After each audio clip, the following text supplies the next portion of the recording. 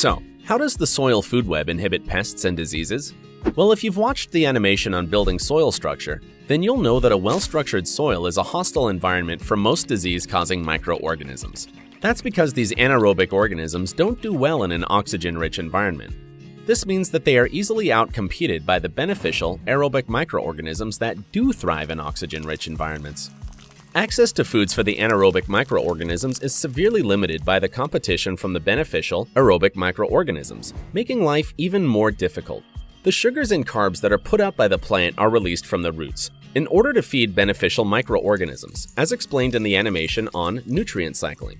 Naturally, these beneficial organisms congregate around the roots. In fact, they totally cover the surfaces of the roots in order to get immediate access to this valuable food source, thus making it very difficult for anaerobic organisms to access the food supplied by plants.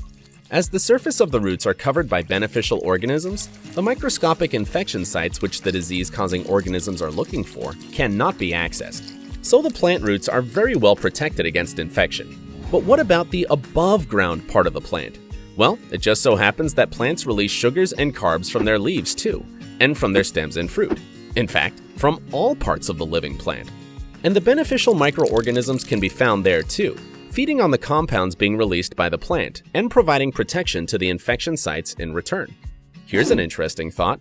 Imagine picking an apple from a tree, and the surface of that apple being completely covered in beneficial microorganisms. What effect do you think nature's little defense force might have on your gut biome? So, without access to food and facing oxygen-rich soil conditions, the bad guys are severely weakened.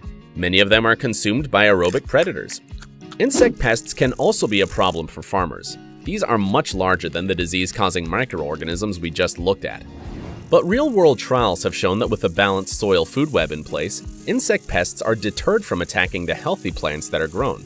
Healthy plants produce chemicals that deter pests, whilst plants that are stressed are less able to do this, and so they're more susceptible to attack.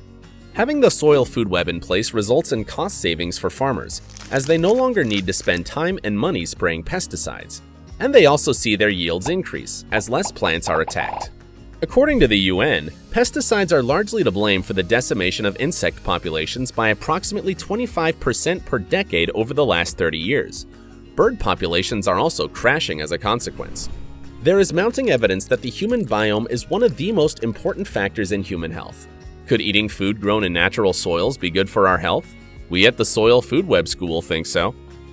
Want to grow pest and disease-resistant plants? Sign up for the Foundation courses today.